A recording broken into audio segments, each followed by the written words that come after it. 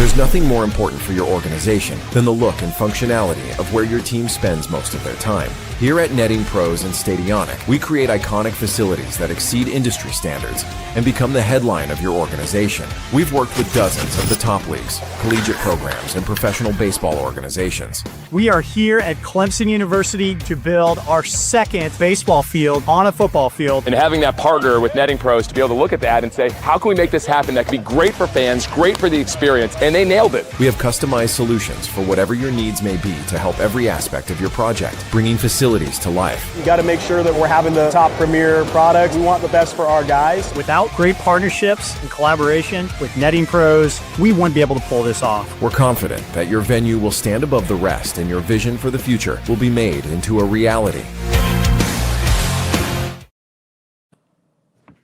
Hello and welcome to another episode of Sunday Night Conversations. I'm your host, Michael Patrick Rooney. Thanks again to our great friends at Netting Pros, and thank you to D1 Baseball for helping us put this on. I am not going to waste any time. I am so pumped up for tonight's topic. We're going to talk about the 2018 Mississippi State baseball season. It is one of one, and if you're not familiar with it, I cannot wait to unpack this with these three guests. Let me tell you why I wanted to do this. First of all, for me, Mississippi State is one of the historic brands in college baseball. In the 80s, which I think is that golden age decade for our sport, what Ron Polk created here and the crowds and the uniforms and thunder and lightning. Like, again, if you're a college baseball fan, Mississippi State's an important program to our sport. And second of all, this season, we always talk about, like, if you're going to be successful in the postseason, you need to be able to take a punch. You can't just be a good team. You got to be able to take a punch. Well, this team took that to the extreme.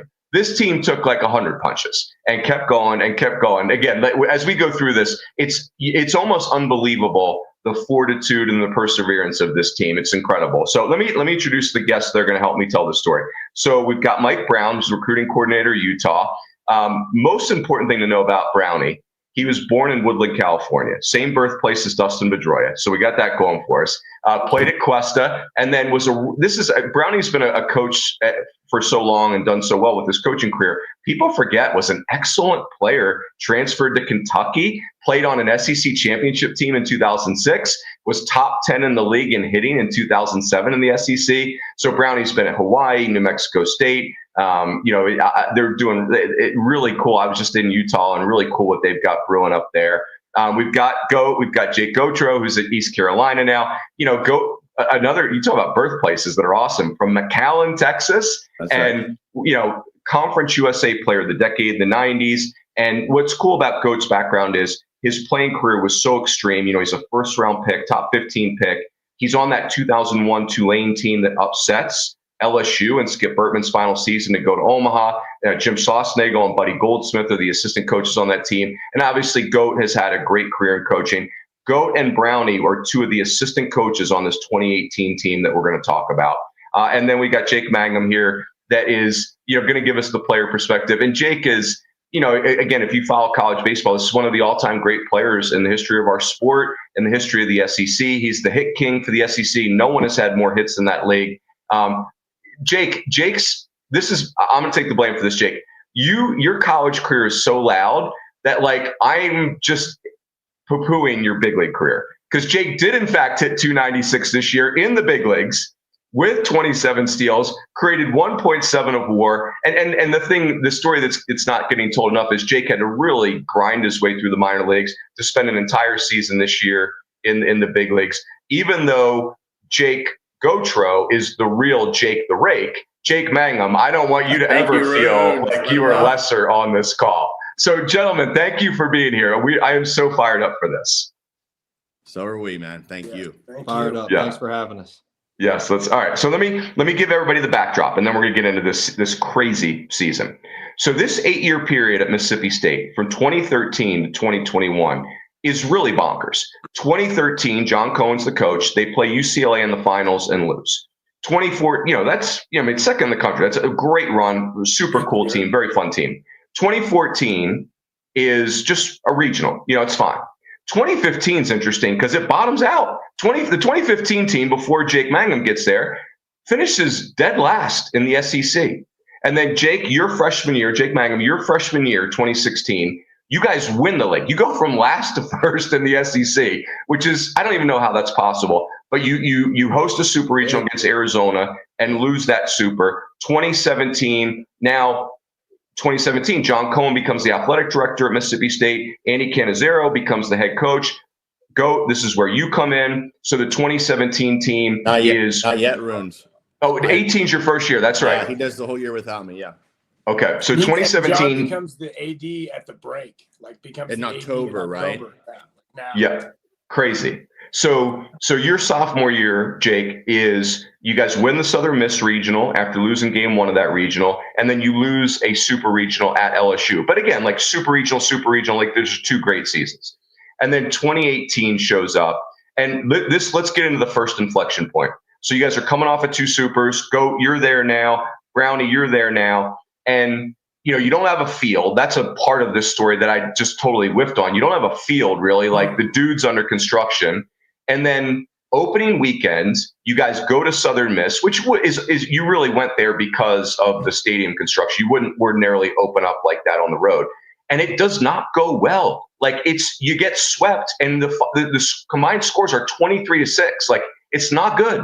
And then on Monday, Andy Cannizaro resigns. We don't need to retell that story. That is what it is. But it's an important part of the story because you've just been swept on the road, coming off of 2 supers. Now you've lost your head coach.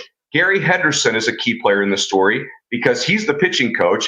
The irony of this, if I could speak for Hendu, is he left Kentucky as the head coach to come to Mississippi State to be the pitching coach because he was sick of being a head coach. And now he's going to be a head coach in a place with even more pressure. But so Brownie, let's have you start. And let's use that as our first inflection point. Just take us through what's going on at this point. Like, we're 0-3. We've got a new interim head coach. And, I don't think any more poop can hit the fan at this point. Yeah. Well, and I think Jake could speak on this better, more accurately in terms of, everything was done now. All the drama, all the distractions were essentially starting to become in the rear view. And they weren't. But as a team, behind closed doors, Gary was the interim head coach. Goat was there. I was here. AJ Gora, was going to be more involved.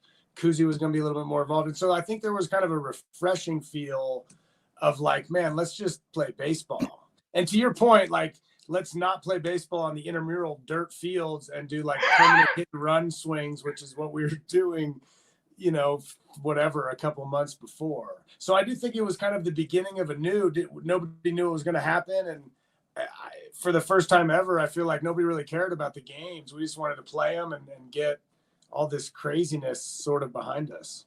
Yeah. Love it. Go ahead, Goat. You talk about the intramurals, just a little side piece here. Remember we hit homers on those little little league fields? Feeling good. Use the rangefinder or whatever the binoculars are the golfers use to figure out how far it went, and we'd stake it across the street. I mean, it was crazy stuff.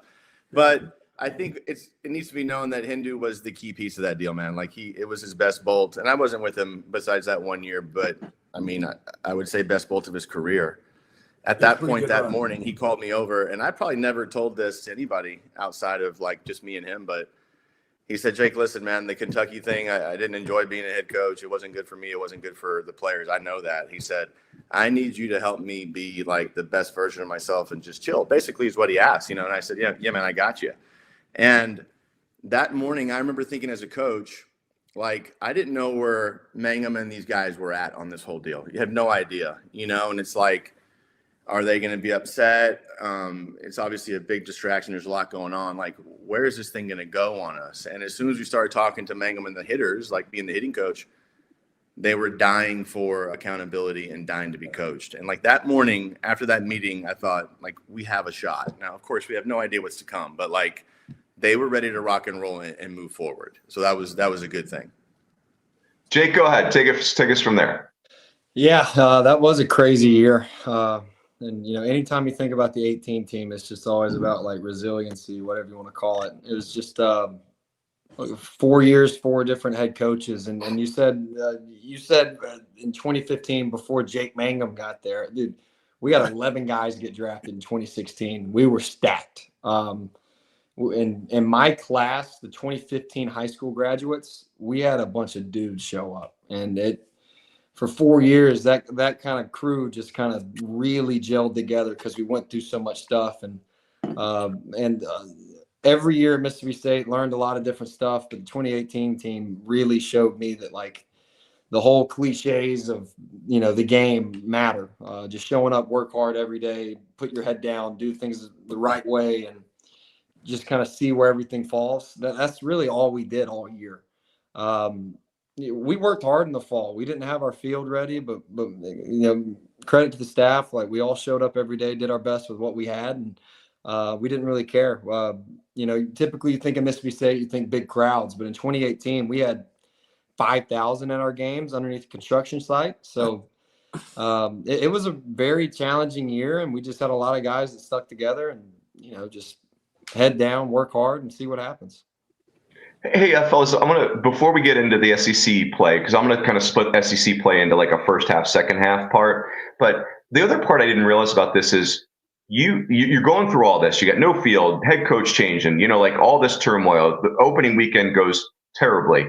And you have a really important freshman class on your campus at this time, if I'm doing the math right. Like, this is Tanner Allen and Foscue and Westberg. But yeah, feel free to comment on that. But like, I can imagine being a freshman in the SEC is already not like a super calm life, but this feels like it's a lot coming at these guys. I mean, 100%. And I mean, it was a lot for us as the adults, right? Trying to get through this deal. And so I remember that morning like it was yesterday, and remember talking to all the players, but I do remember those freshmen, like, they were young. They could probably handle this thing a little bit different than Mangum would, right? And so remember calling them in my office and just checking on them to see how they were doing, like, check their temperature. Not like that they were going to leave, like, are you doing okay? Are you ready to go out today and have a good practice? And so you kind of just chipped away that way, kind of just figure out where everybody was, and everybody was really vulnerable, and it was okay to be vulnerable. You know what I'm saying? And so kind of talked through it the first day or two. And then after that, it was game on. I learned so much from that season. It's hard to explain how much I've learned just in general about coaching the game of baseball or adversity, perspective, things like that. But Jake probably doesn't remember this because we didn't say it to them, but Brownie sure as hell does. Every single day, Hindu would say, today they need to feel like they're being coached, right? What are we going to coach them on today? Because it was not pretty early. It wasn't pretty for a long time. And it was just like, keep coaching them. And so it'd be like, we're going to do first and third defenses today, let's say, and we would say, we've already done it. He'd say, yeah, let's do it a little different, or say it a different way. Like, there was always something to coach. So they felt like they were being coached up. And I think it was important. Yeah. Love that. Runes, with the freshmen, and Jake, you're obviously a big part of it. And I think the goal of every club is to get some experience and some vets. And we had Mangum, we had the mayor, and we had Stovall, and Blake Smith was an older contributor who was a reliable, mature voice. Tanner Poole was like 27, but we had a collection of personalities, man, that were pretty cool, to sort of help motion those freshmen in. Had tough kids, man. Like, we had tough kids. Yeah. Hatcher was one of the freshmen who's still playing. He's still playing too, though. Yeah. But like, it was just so cool to see the older guys sort of take them under their wing and let them know it's going to be okay. Jake, what was your take on the freshmen? You're a junior this year. What was your take on the freshmen as they came in? That's a talented group, to these guys' points. Yeah, I remember watching them in the Palmetto Center, our indoor in August, like first month, and it like watching some guys swing, watching some guys run, throw, and all that, just doing baseball stuff. You just kind of like, wow, like, all right. Like, I remember watching Tanner Allen's like first two swings. It was weird. He didn't get loose, but he just went in there and ripped his first swing on flips. And I was like, all right. Rowdy. I still have those on my phone. Those first two swings, they're on my phone today. Yeah, I just remember his first swing being like, whoa, all right. Like, yeah, all right, 110. All right, yeah, all right. But I remember Rowdy Jordan flipping back and forth both sides. Westberg coming in, working like a maniac. Foscue just being just a specimen. I know those four guys get thrown out a lot, but that was a special class. Riley Self and Riley Self was one of the best relievers in the game. And the other thing, as I'll say, is like that's another reason why I think we started a little slow, is that year, the 2018 team, as much as we relied on the older guys, like we had a lot of freshmen playing. So it kind of took some time for those guys to get acclimated. And I remember, I think Foscue started off a little slow, and then he just didn't stop once he got hot. But throughout the year, I think the experience piece with the freshmen really came into play. It's hard to expect freshmen to come in and go into Southern Miss on the road. That's a tough place to play. Always a good baseball team. So to expect you to just roll in game one and have freshmen, having like 4 or 5 freshmen in the lineup, expecting them to, help you win a bunch of ball games is tough. But we got Sandlin Friday night. Remember, Jake? Sandlin? Yeah. Oh, Nick Sandlin. Frisbees, like 95 sidearm. disgusting. And yeah, he was never fun to young face. Catcher. Southern, and the other thing is we rolled into Southern Miss that weekend after the regional at their place that we lost game 1, like you said, run the table, won the regional, and then their off season started then. We got to go on and go to the super regional where we lost to LSU, but they had all off season like, all right, we get to open up with Mississippi State at home. Like, we'll see y'all soon. And I think we played a very, very hungry Southern Miss team that's always well coached, talented. That was just a tough weekend, man. Yeah.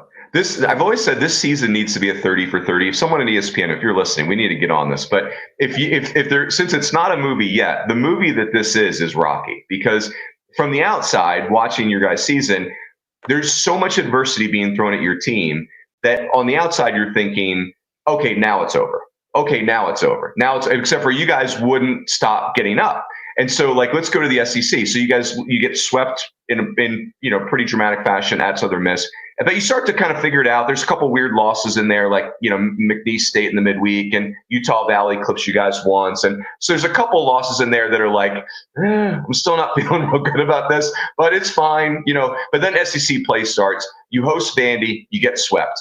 After 3 weekends, we're 2-7. Then you guys win the series at Ole Miss, or with Ole Miss, and you're like, okay, we're showing signs of life.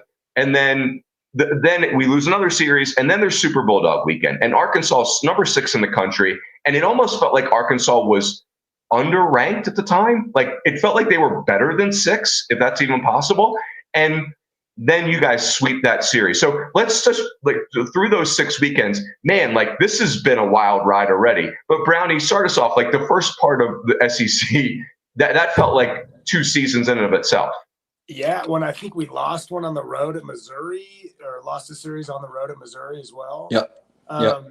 It was tough. And I think even before the SEC got going, like, we went on the road for 15 days. That was the tough piece. Like, our schedule was a wreck because of the ballpark. So we were going like all over the place, man.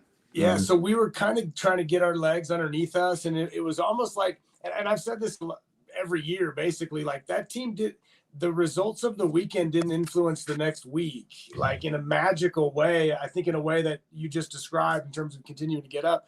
So, like, I don't know. I feel like we were just comfortable being home, having more of a regular schedule, and the losses didn't influence clearly as we got better as the course of the SEC play went on.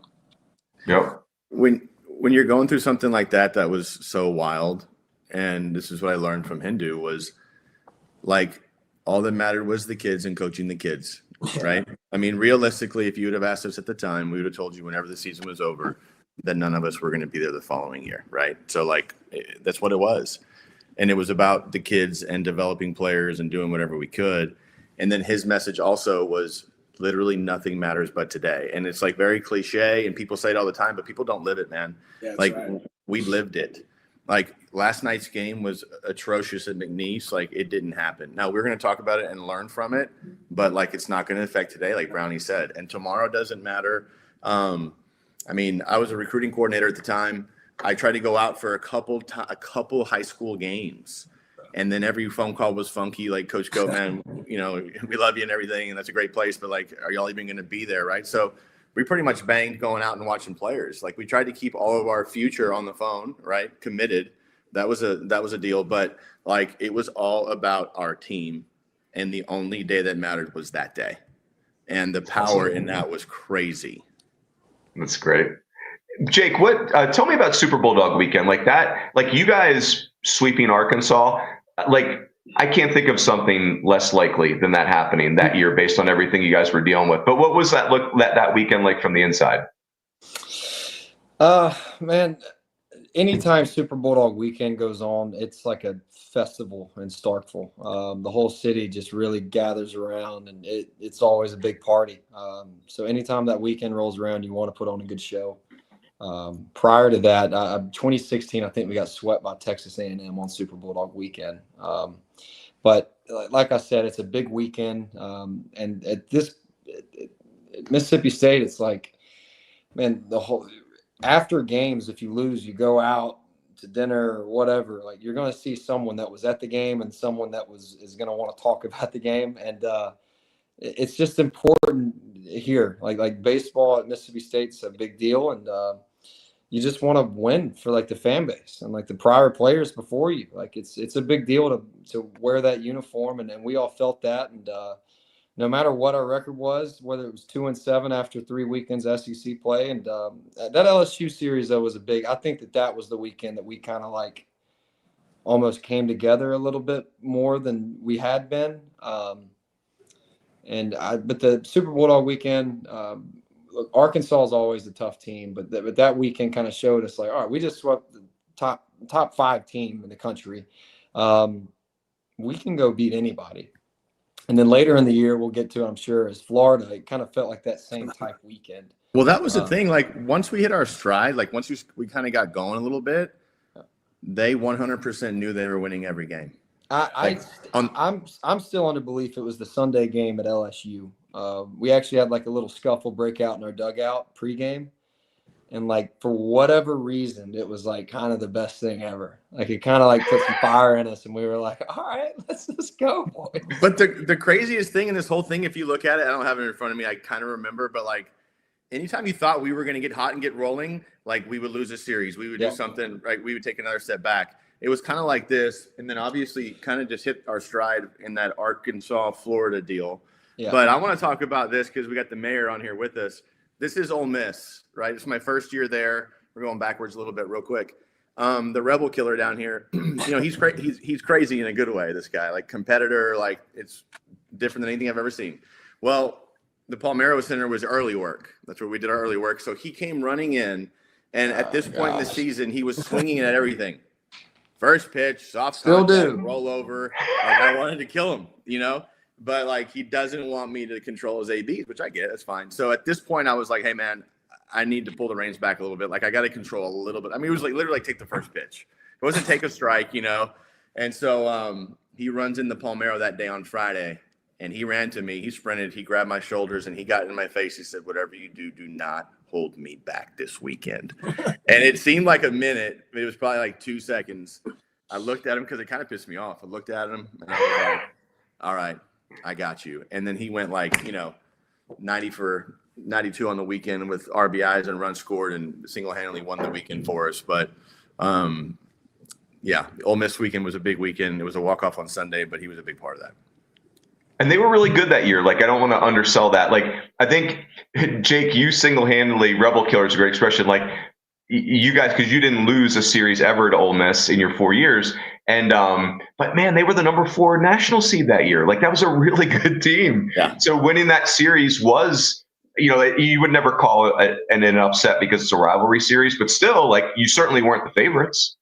Dude, I gotta give Rebel Killer to that man right there, Luke Alexander. I was about to name drop him, but that picture's perfect. Look, Luke Alexander was a freshman with me. We grew up together. I think he walked off Ole Miss, walked them off, game over 3 times. And twice in 1 week. It was Sunday in 1 week and one at the Governor's Cup, and he hit that line drive to left center and knocked me in. But he would go off against him. But it was that weekend was a big one for us because it was a really good Ole Miss team, as always, full of really good players. My teammate now, Nick Fortes. Man, it felt weird because it was like, all right, Mississippi State's down this year. They don't have a stadium. It's, much like 1/3 of capacity of what we're used to. And winning that game 3, it was a split series 1-1, and winning game 3 was just a really like, all right, like we got him again. Like now let's keep rolling. So I'm with GOAT. I think that Sunday at LSU was a big turning point. I think the Houston pre-conference was a big one. We went down to Houston and won a tournament. I think we went 2-1. Did we go 3-0 or 2-1? We swept Minute Maid. We swept Minute Maid 3-0. And like Goat said, I think we swept Minute Maid and then like scuffled. But that Ole Miss series, the LSU Sunday game, pregame, and then Arkansas, that all was just a big like. Because I really can't like just say this moment was like when we said we can do it, but it was just a collective of little things here and there. And man, the rivalry between Mississippi State and Ole Miss means a lot in this state. We don't have MLB, we don't have NFL, we don't have NHL, we don't have anything. I think that we have one AA baseball team now that the Mississippi Braves left. It's the Biloxi Shuckers.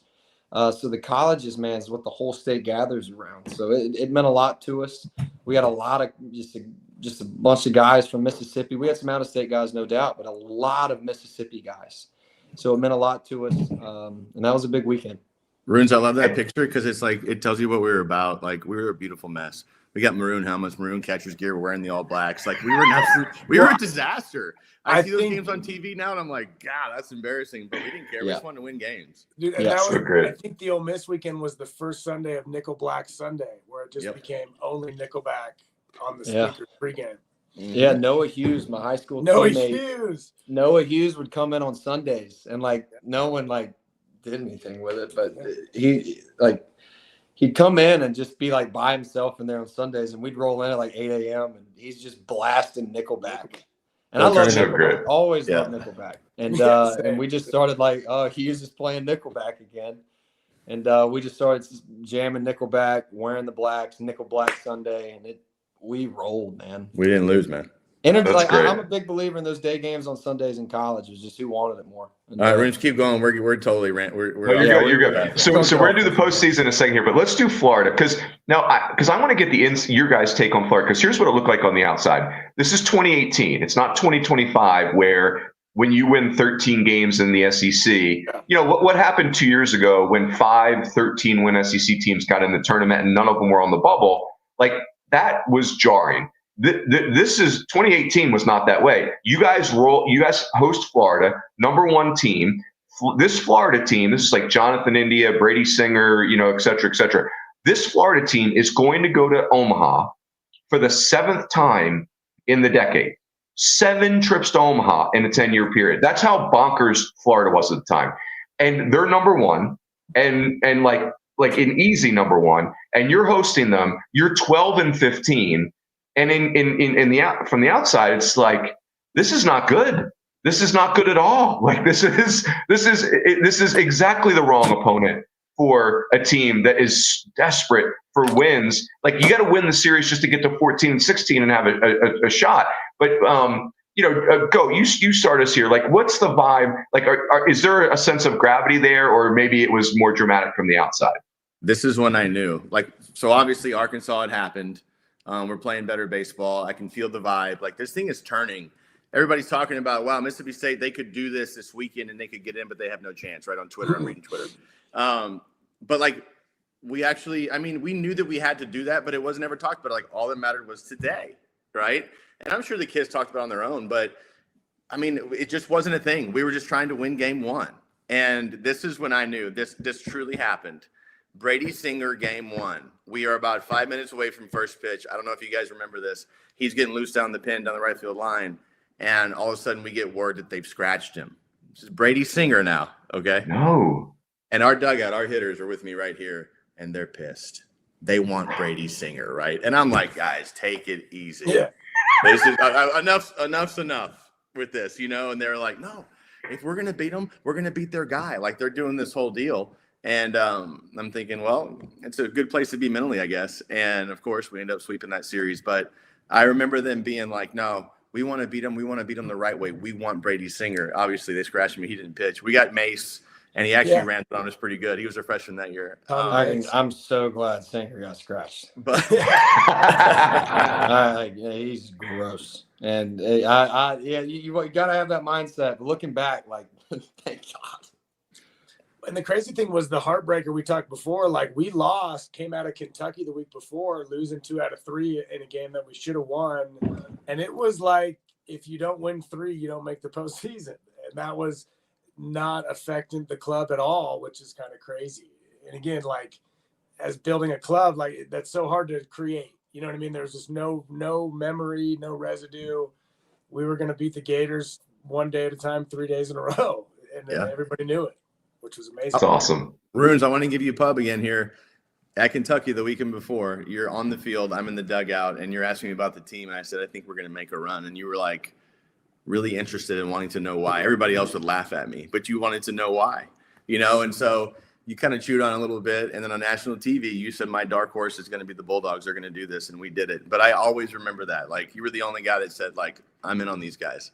Oh, gotta love it. Well, finally, a pick comes in. I'm the one that knows you guys, and thank you for that. Hey, let's do the postseason. So you guys get sent to Tallahassee, and like, as bonkers as the season's been so far, it's just getting started, right? Like if this was like on the 20 to 80 scale, your season was like 60 weird.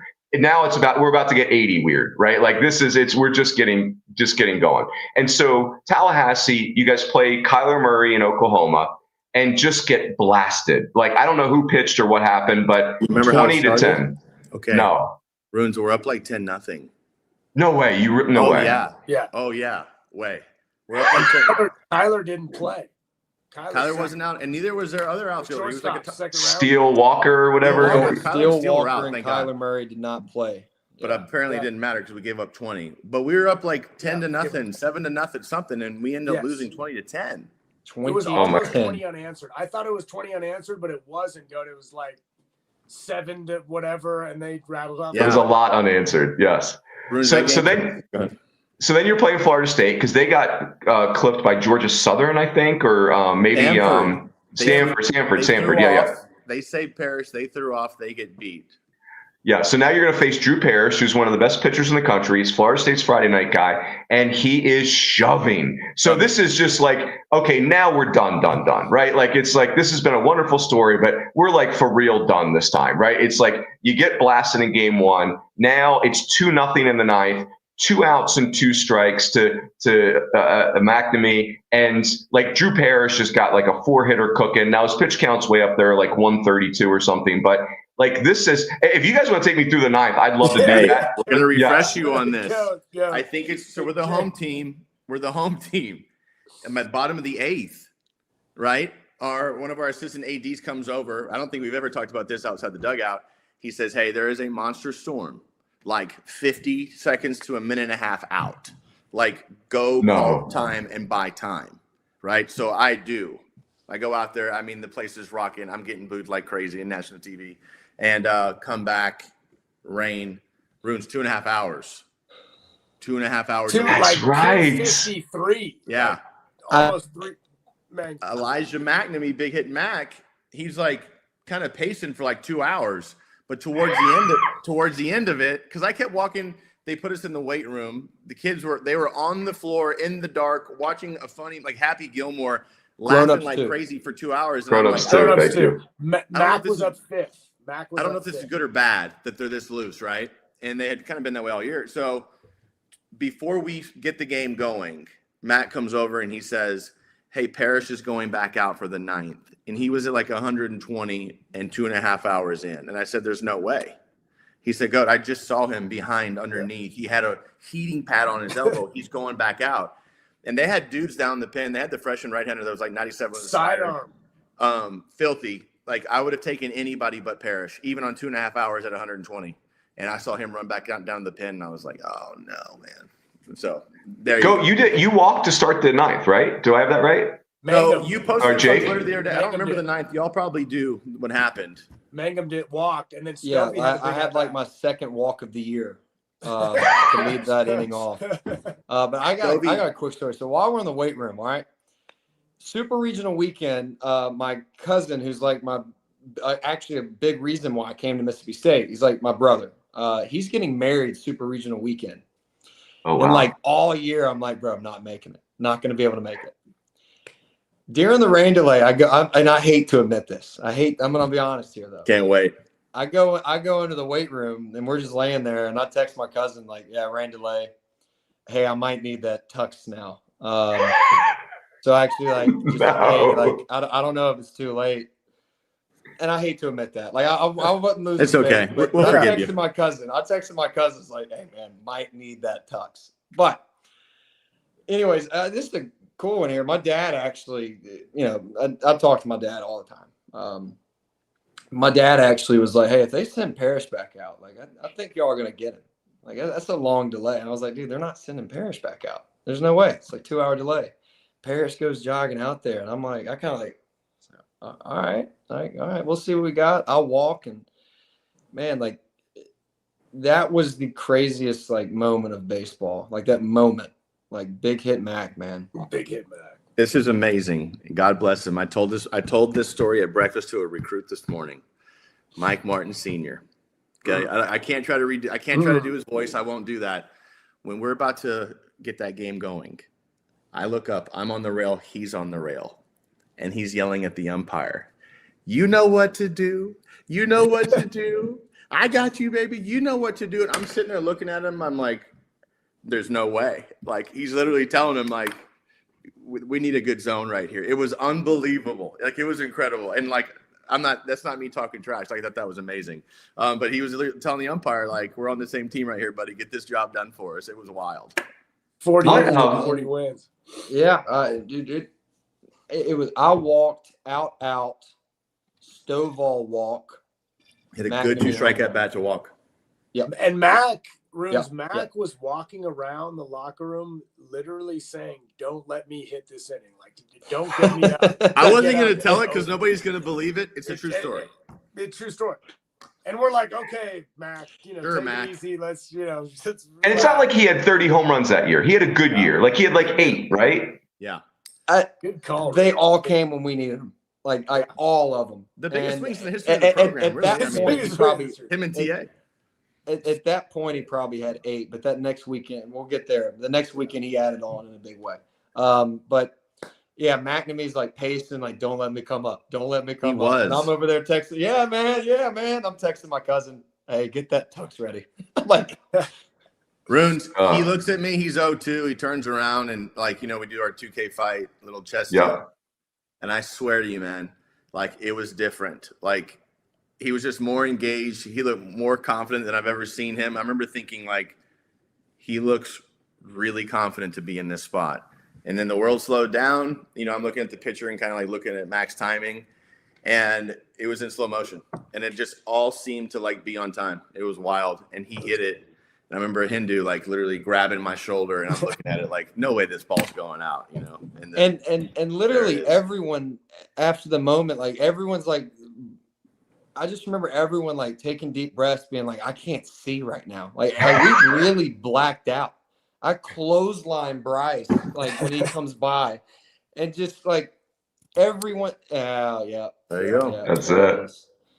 You guys must have the chills watching that. I can't even imagine being part of a highlight like that. The rally. I sent my family home during it, because my kids were like 3 and 5, maybe, I guess, and the rain was bad. It was going to be long, and of course, it's like it's going to be a sad time if it doesn't go well. So they're back at the hotel watching us do this in the lobby. They didn't see it from the stadium. It was crazy. Did you guys? So you beat Samford by 1, and then you kind of bombed Oklahoma twice, right? Do I have that right? Close game against Samford. Like, we were up, and they kind of crept back in, and then we started JP France against Oklahoma, and he kind of carved. He, like, dealt. Yeah, and we had 2 graduate transfers, because back then we had to do graduate transfers. Zach Neff, JP France. Absolutely. If we don't have those guys, we don't go to the postseason. I could confidently say that too. Yeah, just what a moment. Incredible. What was it fair to say that, like, Mac's home run there was a bigger moment than winning the regional because of the drama? Or yes. I thought at that moment we were winning the first national championship at Mississippi State. Yeah. It's going to be a movie. It's going to be the greatest thing ever. there was not a doubt in our mind after that moment we were going to win the national championship. Yeah. The young Dustin Skelton. I think the other thing too, and similar to not letting Mac hit, Coach Gautreau has a connection with Kevin Millar, and that sort of, hey, don't let the dogs win tonight. Mantra. I'm glad you brought that up. Bruce, do you remember all that stuff or no? Like the Red Sox with the down 3-0, that type of deal? Yeah. So that night, he's in the video we always see. He's in front of the dugout, and he's like, don't let us win this one tonight, right? And they win it. And so I had a connection to him, and I reached out to him, and I was like, hey, man, I'm making T-shirts before the regional for the hitters. We're going to put this saying on the back. So he was super cool. He was pretty into it. And he left a voicemail that I ended up playing for the team. And he ended it with like, don't let us win this one tonight. And he'd been following us, but it was very similar to that Red Sox little deal. It was pretty cool. The kids Sorry. So let's do the Nashville Super Regional. So you get sent to Vandy, who had swept you in Starkville. And this was like a super regional for the ages. Like just like you guys needed heart paddles in your bat bags, honestly. Yeah. Like the drama was just like you bought it at Costco. And so if here's the question, I want you guys to just tell me what you want to tell me about the Super Regional, but let me just frame it up. So if I understand it correctly, you win game one in a walk-off. I don't understand why you guys were the home team, but you did. Then they won game 2 in a walk-off. And then you won game 3 in 11 innings. So I literally can't remember another Super Regional like that. Walk-off, extra innings. But Brownie, you can kick us off. Go wherever you want with this, but this thing was crazy. It beat the regional drama, which I did not think was necessarily possible. But my biggest takeaway, and I don't know if Jake, but like walk off, and then we score 3, and like we're winning. And Jake's at third base, which I don't know if we had scored 1 or 2, but like it's over and we're almost celebrating as the top half at third. And it's like, chill out. Like it's not over yet.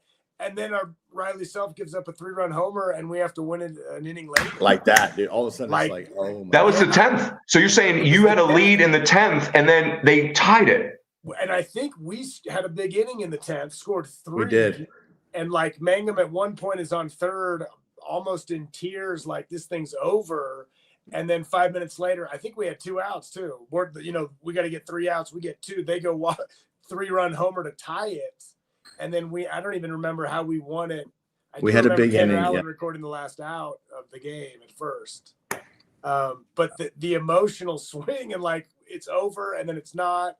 And that also happened Friday and Saturday in a kind of a magical, almost unbelievable way. Obviously, we lived it. We're biased, right? But if you find me a better super than that one, like maybe an A&M TCU, maybe. I think they have one that might compete against it, but for me, it's number 1. I know I'm biased, but it was. I mean, it was insanity. I think about it all the time. But yeah, so when Big Hit Mac walks him off Friday night. Okay. JJ Blade goes dead center off Neff to walk us off in game 2. Left on left. I walk outside to see my kids, my little guy, Meat, who's 10 now. He's like 3, and he just kept screaming in the street, I know like yellow team, because they were wearing their golds, He was on cloud 9 last night, and tonight he's like really struggling. Game 3, what Brownie just told you, we're up. This game's over. Self gives up the homer. It's like, oh, no. That was in the 9th, by the way. I just looked that up. It was you scored 3 in the top of the 9th. They scored 3 in the bottom of the 9th. We're going to extras. Hit the homer.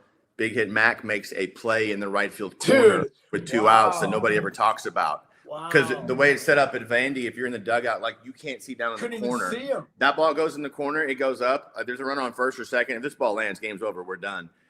It's definitely going to land. And I got out there just in time to see him go in the corner and catch it to save the game. I'm at the top step, like worried. What am I going to say to these hitters as they're coming off? Like, right? Just so deflated, just a gut punch like you've never seen. And as I'm sitting there ready for them to come to the dugout for some awesome coach speak moment, I don't have to. Like they're flying in. They're like, no big deal. We got it. We're fine. Been doing it all year. Like he's one of them. Jake's doing it. But they're all doing that. They put their stuff down on the bench, and it was time to score runs, and they did, and we won it. It was wild. Love that. we kind of got numb to like heartbreak. Like we just got numb to it. It was just like a constant feeling of just like, what else you got? Like, come on, come on, like a 3-run. All right, we got you. It just was we had collection. Go ahead. We become unbreakable, kind of. Yeah. I'm like, that's the best way to say it. Like, just no matter what happened, it was like, all right, like we got a breath left, so we might as well use it well. Did TA have a big hit in Game 3? I feel like I remember him in. He had a hanging curveball, like a breaking ball, kind of up and in down the right field line. I think with 2 outs and scored 2, maybe. He put us ahead by a couple. Or do you remember that, Brownie? On Sunday to kind of in that game right there, yeah. In the 11th. Last out there was a big walk by Foscue and maybe even Hatch. Because I remember a highlight film of like Foscue walking and like flexing, flipping it. Yeah. But TA hit a breaking ball like in down the line and scored a couple to kind of break it open for us. Yeah. Look at that. Is there all the banana Keegan stuff. James recorded the last out. TA fielded it. Yeah. A guy we haven't talked about that year too. I just saw a picture of him. I got to shout him out. Is Cole Gordon. He was a position player when he came in, and in 2018, his redshirt junior year, he kind of. I'm not going to say figured out pitching. No one ever figures it out, but he came up really big for us out of the bullpen. He's another guy. I know I name dropped Neff and France, but Cole Gordon started really pitching it, man. He shut down Florida in the SEC tournament. And then that was this game we were like, oh, we got an arm. Like, we got a real arm. He pitched 30 times that year. Because I feel like this pitching staff was not tremendously deep. Like, I feel like there was starters that were famous, like Ethan Small's a starter, and then there's the famous bullpen guys, but it didn't feel like the deepest staff in the world, but maybe I'm misremembering that. Runes. It's so crazy. And I want to say this because, like, I mean, I appreciate that team and that group of kids. Like, I've never – look at that picture, man. That's one of the best pictures ever. That was crazy. We weren't, like, crazy talented. We didn't have guys, like, down the pin that were proven, you know? Some guys, like, weren't even proven a little bit. And it was like Gary would be like, he'd always press his glasses. He'd like, Goat, what do you think here? And I'd say, well, what else? What are the other options? He's like, we don't have any. I'm like, I agree with you, Gary. But we just kept bringing kids in, but somehow they believed they could get it done. You know, I mean, they obviously were good, but they hadn't been good up to that point, or they had had a rough season, or they hadn't been out there much, and they just kept getting outs. It was like beautiful. It was crazy. Yeah, Cole Marsh had the first win in the new dude. Cole Marsh. Marshall Gilbert came up big for us, a JUCO transfer. He had some big hits that year. Him and Skelton were kind of flip-flopping catcher roles in 18. Got a lot of mileage out of Denver McQuarrie on the mound. Yeah, Pilkington was a big arm on that team, right? Pilk was great as a starter. Denver McQuarrie holds the high school interception record in Mississippi, and he just carved on the mound. He threw in that game 3. That's when Foscue collided with the base runner going from second to third. Remember that? Without Denver, we don't win game 3. Foss had a little HWA there. We do not win game 3 without Denver McQuarrie. That's a fact. And I know we haven't name dropped a few guys, but man, it was a team of a bunch of dudes that just wanted the moment, wanted to be the guy, and wanted to like win. Just win, man. Really just got numb to heartbreak, got numb to just like any bad news, any bad moment was just like, I don't care anymore, man. Let's just go play ball. And like it just a group of tight guys. Really what was Luke Alexander and Toby were good. Yeah. Oh, the middle infield. Yeah. They were dirty. Stovey is my roommate this year in spring training. He's still playing ball. He's a dog. Luke Alexander, we already talked about him killing the Rebels. It was just good players, full of dudes, man. And Stovall is one of the best defenders I've ever played with. He to this day he's still making plays left and right, man. It's crazy. What was the Omaha trip like for you guys? Like you won the first 2 games. I think people forget that because it's so much drama, but you beat Washington, you beat North Carolina, and then Oregon State was just like, that was a ridiculous team. That was the team that had 4 first-round picks in their lineup and Stephen Kwan. Stephen Kwan wasn't even one of their first-round draft picks. He didn't play. He wasn't playing either, right? I think he had a hamstring deal or something. That's right. Yeah, you're right. Yeah. What was the Omaha trip like, though? Tell me about that. Let me go first here because this is like us being scrubs again. We don't care about anything really, like besides winning. Seriously, or surviving, surviving and winning. And Jake, what do you think we should wear for practice? And I'm like, I think we should wear pants. And like, we decide on shorts. Again, it's like black shorts, terrible maroon socks, a bad maroon top. I mean, we look like a bunch of homeless kids. And we walk up, North Carolina's practicing. They got their all Nike uniforms on, whoever. And I'm like, oh my gosh, that was my first thought during BP. We just looked like we were a homeless group, like the Bad News Bears. We played Washington in game 1. Brownie, who was the starter? The right-hander, sinker. Good. Joe Demers. Yeah. He was nasty. 76 pitches through 8. I'm thinking, hey, now so many years down the road, I'm like, what was the hitting coach doing? Like, how about we find a way to do a little bit better than that, man? Like, take some pitches, play a little catch up. I don't know, but Luke Alexander walks them off in that game to right field with 2 strikes. Wind shifted. We're playing North Carolina. That gets rained out. Moved to the next day at like 11. We go off offensively. Westbrook hits a big homer in a big spot. Grand slam? Yeah. Was it a grand slam? I'm pretty sure it was a grand slam. So. Deep shot to left. No doubter. Like, bye. Yes. Brownie's going to love this, Runes. You're going to love this too. It's crazy, especially the day in which we're living. There's LA right there. 0-2. They were very shallow, by the way, there. Go ahead. But Stovey running around. I had been out of college baseball for 3.5 years. I had been working for Scott Boras and the Boras Corp. I'm now at Mississippi State. They kept talking about, like, we don't have synergy anymore. We don't have all these programs that we had last year. Some of it was, TrackMan was torn down when they tore down the stadium. Synergy, at the time, I have no idea what it is. I don't know why we don't have it. I don't ask. So basically, Rowdy, you know where I'm going? We made it to 1 game from the National Championship Series, and we never watched a pitcher on video the entire year. That's a lie, because maybe twice we would send a video in their phones to the team group me on the way to the ballpark and be like, hey, take a peek at the starter right now. This is who we're facing. Brownie would highlights. Yeah. After early work was over, he'd stand there like I did in 1999 with a piece of paper. He'd read the report, and we would go play. Now it's like so crazy now, right? Like, we're having these meetings and we're breaking everything down, all the video. We didn't watch arms. We just told them what it was, and the first time they saw it was when they got in the box. It's crazy. But it's beautiful. What's the deal? What's the breakable like? All right, we're good. 3 to 6, low sync. When you guys got eliminated in Omaha, was it I'm sure you're heartbroken, but at the same time, like, did you know at that moment that, like, hey, this was a season for the ages, regardless of how this has ended? Yeah. First of all, that was one of the best college teams I've ever seen in Oregon State. They were better than us, but I was certain there was no way they were going to beat us twice. I'm like, they can't. We're not losing twice to them. They might get us once. And of course, they beat us twice and they won the whole thing.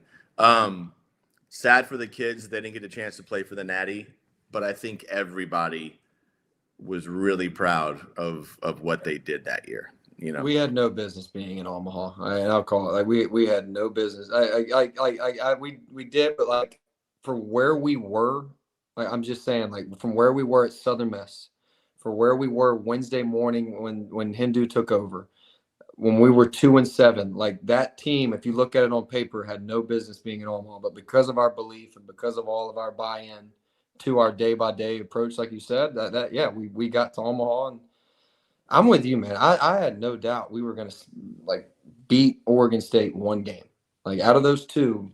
And I agree with Goat too. That was the best team in the country that year. 2018, I thought Oregon State was just a buzzsaw, and I still thought we were going to get them once. I'm sitting on the top step, Runes. That last game, Westberg's up with 2 outs. There's runners on, like, first and second. We're down by, what was the final score? Do y'all remember? All I know is he's hitting one in the gap. I got it. The Oregon State scores you're looking for? I feel like Wesley was a tying runner. We lost 5-2. 5-2. Okay. I'm like, he's going to hit one in the gap right here, and we're going to be a single away from scoring. And he ended up hitting a rocket with 2 strikes to the shortstop to end it. Yeah. But no, it was. At the beginning, I didn't know if we were good or not. And then by the end, it was like, these are really, really good players. And they're really tough players. They just need to be coached a little bit. That was really what it was. Yeah, and freaking Jared Liebelt, man. We haven't dropped his name yet. Dude, he came But Jake, in it was the next year. 19 was when he was like on Pitching Ninja all the time. So Liebelt's big. Okay. He pitched 12 times in 18, but yeah, I mean, he threw some exploding sinkers in 18. Jake, to your point. Yeah. And he had a run at pro ball too. Oh, look at the T-shirt. There it is. Look at the T-shirt. That's awesome. Bandsaw. Hunter Bandsaw. AKA Bonesaw. One of my favorite nicknames I've ever had of a teammate. He hit a double and just like go Bonesaw. That's so great. Hey, boys, let's wrap with this. So, and I think, Jake, you kind of started us down this road. Like this season, as much history as Mississippi State baseball has, and it has a ton, this 2018 season, was the catalyst for the most special wave that's coming, right? Like this 2018 miracle, it's still the first Omaha since 2013, right? It's not like you guys had been going every year, but now 2019 happens. And 2019, I'll never forget the Super Regional when you guys hosted a really good Stanford team that has a bunch of dudes in the big leagues. And the dude was like a haunted house. I've got a picture on my phone of the dude, those night games. And it is like an MLB team couldn't have gone in there and beaten you guys. Like that was just nuts, that atmosphere. And then the 2021 team wins it all. Like that 18 team is like the point guard that set all of that stuff up. Here's the question, Brownie, and I'll start with you. With all those moments in 2018, what is the one? Like, is it like you remember Mac hitting that home run against Paris? Is it like I'm imagining you guys in the dugout in Nashville realizing that, holy crap, we're going to Omaha? But I go wherever you want with this clearly, but what is the moment? Well, I think the game 3 of Vandy, because as baseball purists, we dropped 3 in the top half. And then in the bottom of the 9th, there's guys in the dugout talking about Omaha. There's guys I even think there was some setting up to celebrate. And so the gods reminded us that you can't do that to the last outs made. But it was just so emotional. And it was I remember talking with Goat after the hangover, non-alcohol related of that weekend was pretty crazy. Just the trying to get your bearings back and get into some regular day-to-day routine. And oh, by the way, we got to go perform in Omaha. That was the most. I remember holding Jake's hand at third base, we're going to Omaha, but we almost didn't because we gave up a 3 spot in the bottom half. Because we were already planning. We were planning, and I don't want to throw Ethan Small under the bus, but there was somebody where it was and it might not have been Ethan, but it was they were getting ready to get on the field and sort of plot the dog pile, and the BGs reminded us, man, you can't mess around. But that Vandy series was so awesome because there's big leaguers everywhere. The American sort of Cinderella story had really caught to me at that time, and all of us, man, we're getting reached out to by people that I think for the first time in my baseball career as a player or coach, people I don't know are reaching out to me, telling us how motivational we are. And it was pretty awesome just across the country, I felt like. Yeah, there incredible. Were so many people pulling for Crazy. The Bulldogs. Yes. For so many good reasons, obviously. The mayor being the face of it. Yes. Yeah, Jake, and then Goat, I'll have you finish. What's your moment from that season? Man, I'd say with all the guys, before our freshman year, that class we came in with, the 2015 high school class, I just remember we had a little powwow, all the guys together, just players in that class, and we just said, hey guys, we're gonna go to Omaha and we're gonna win the first national championship for this school, and we really meant that. And so just the moment that we realized that we were going to Omaha after 2 years of super regionals, getting our hearts ripped out, Bobby Dahlback, freshman year, sophomore year, LSU, and Arizona. I'm not going to take away from Arizona's baseball team, but Bobby Dahlback goes CG and then hits a 3-run shot game 2 against us in the supers. All right, thanks, Bobby. But just that junior year with a lot of guys leaving in that class as junior draft guys, the seniors on that team, just a collection of just that moment when you realize we were going to the World Series, that moment, man, it was that moment just because for me, it was emotional. I broke down like a little baby after we beat Vanderbilt, dude, like a baby. Like I didn't cry that, like it was like an ugly cry. Just that moment of just like, and it's like flashbacks in your head of just everything that happened that year. Like the 6 a.m. workouts on intramural baseball fields, just all the crap we went through, man. And just like to have that feeling of just like, dude, all that crap we kept saying about like work hard, play hard, head down, let's see what happens. And you get to see that happen. Like that moment for all of us was just the craziest. Like I still can't explain it. But that moment for sure, just seeing everyone's reaction and seeing everyone that had so many moments throughout the year when they looked not defeated, but just close to it. Just helpless feelings throughout the year, and just having that moment of just celebration together was awesome. The bus ride after the Vanderbilt. Yeah, I have the video still. Shaking the bus, Stovey behind me. We were just. The bus is shaking like crazy. The bus ride, man. Yeah. In Nashville. We almost flipped the bus over from the inside. We did. Yeah, we couldn't even get on the bus, Runes. The people, I mean, it was like Hank Aaron's home run. We're like shoving fans out of the way. Wow, we have a bus. How'd you guys get that? That's good, bro. That is awesome.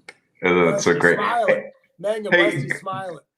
Go. Let me ask you this question. Like same question, really. But the difference for you is that you were there the next 2 years, right? Like really 3. But I'm skipping 2020. But like this became the start of 3 straight Omahas, which we all know how rare that is in our sport, right? Like that's so hard to do. And it culminates with that national championship, which means so much, not to just Mississippi State baseball, but to the school, right? Like it's a big deal for the whole athletic department. Wherever you want to go with this scope, but I gotta believe that, like, as you're experiencing 2021, there's part of your brain that's thinking about this 2018 team that did the hard, like some really heavy lifting to create this run. Yeah. All of a sudden, I'm trying not to be emotional. How about that? It caught me out of nowhere. I'm seeing Brownie up top. Brownie, how many times throughout the year? Probably once or twice. I'll text Brownie. The last time probably being from Virginia, or was it no? Anyway, enough to make me feel a part of it in a weird way. And I know we're probably going long here, but without being a little baby, I got to stay at Mississippi State, right?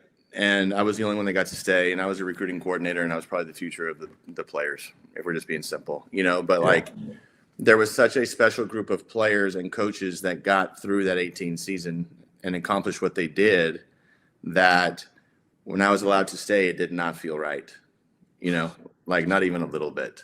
Then the rest is history.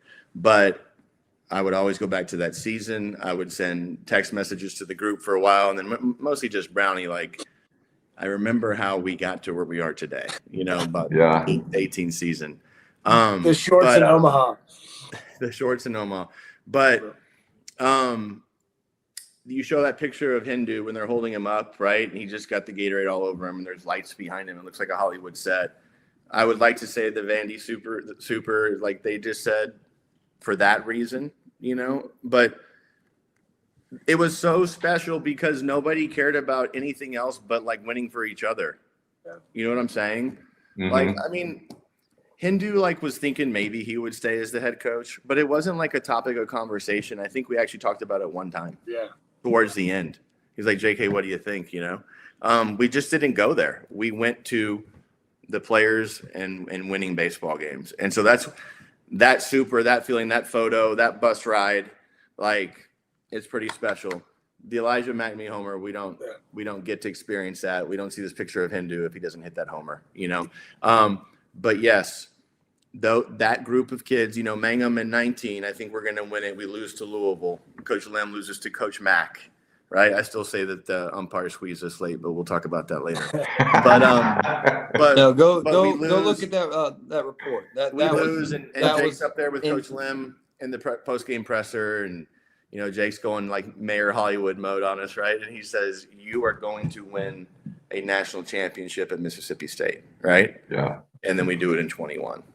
But Mangum, being a part of the young TA and Rowdy and what those kids went through, all the ups and downs. We got to the Natty, and I mean, it's game 3 against Kumar Rocker, one of the best to ever do it. Never lost a postseason game in the history of, in his life. And I'm in those scouting report meetings before I leave the hotel, talking to the hitters, and they're telling me what we're going to do. Like, there's no way they're going to lose. We give up a 7 spot in the first inning of game 1, and then we win innings 2 through 9, basically, and then we won 13 to something and 9-0 in game 3. But that group and the toughness and the buy-in, it started way, way, way, way, way back when in 18. It really doesn't happen if 18 doesn't happen. And I got to give a shout out to the older guys, my freshman year. 2016, I think, is still one of the greatest baseball teams in the history of college baseball. If we get to game 3 against Arizona, Zach Houston wins this game 3. So like the young guys that we had my upper class year, our upper class in 18 and 19, we aren't who we are if it wasn't for the 16, 17 guys. Jacob Robson, Brent Rooker, I can't do it. There's too many names. Gridley, Hudson, Josh freaking Lovelady, Cody freaking Brown, Lovelady Homer in a regional 17, John Holland, Nate Lowe. Like, dude, it's too many to name, but there's a lot of people that have pulled on the same side of the rope for that program. That's the 2016 SEC champs regular season. That's right. A lot of special people in that crew right there. Gavin Collins, I can't name them all, but just a lot of special people, and just really, really cool to be a part of. Yeah. I appreciate you guys doing this so much. I knew the hour would blow by, and it did, and it was so fun. It was just, I want to, like, Mississippi State, like I said in the beginning, this is an important program for our sport. Like Coach Polk is a Mount Rushmore figure, and he didn't get to win his national title, even though I feel like 2021 is like, Polky's, his fingerprints are all over that. And, like all the famous names, Jake, you're one of them, Palmero, like the Thunder and Lightning, like think about things that help grow our sport, the iconic uniforms, all that stuff. Like the dude, as John Cohen would say, the Carnegie Hall of college baseball. All those things are amazing and important, but 2018 is why people watch sports. Like, I think that's why, like, we do love watching great players and great teams like the Dodgers, what they're doing right now. But 2018 is the thing that, like, that applies to my my life, like my work life, my family life, like all those things. Like every human will be affected by adversities, and it feels like you're drowning at times. And then your 2018 season happens, like, okay, well, like these dudes got up like 28 times. Like it's so inspirational. I know it's a little bit corny, but I mean it, man. It is. That season was, I'm so glad that we got to document it the way we did tonight, because I never want to forget that season. Even though I was from the outside, it was so great. It made me a better coach. Gary Henderson made me a better coach. And the perspective I gained from that year, and like what truly is important. I refer back to every single season. Last year, tough year. Like, I keep telling that team, hey, let me tell you about what this year looked like. I mean, I have the weekends, the series, what we did. We lost, we won. The whole deal, like, don't stop going. Just keep going. Just keep going, And all of a sudden they found themselves in a regional final, which was awesome. But if I wouldn't have lived it, I don't know if I'd ever have that perspective and that outlook, Also, Runes, just because he's my guy, I want to give a shout out to my main man, Chris Lamonis. We're talking about the Natty and Polky and everybody. Yeah. That's my dude. And he was unbelievable during my time there. And especially that stretch there in 21. He did a great job, obviously. 100%. That's one thing about Mississippi State. Like, there's some really special people have been associated with that program. It's an incredible fan base. I know that because anytime I say something that's even like hinting at criticism of the program, my social media accounts have to bunker up. But you know what? Like, I would never begrudge that passion. It's amazing. It's what makes it special. So really cool. Thank you guys for doing this. Let's wrap it right there. We could go all night. It's so good. Hey, for the listeners, thank you for tuning in. We will be back next Sunday for another great conversation. We've got about 3 weeks left of this, and that is it. Everybody have a great week, and we will catch you next time on Sunday Night Conversations.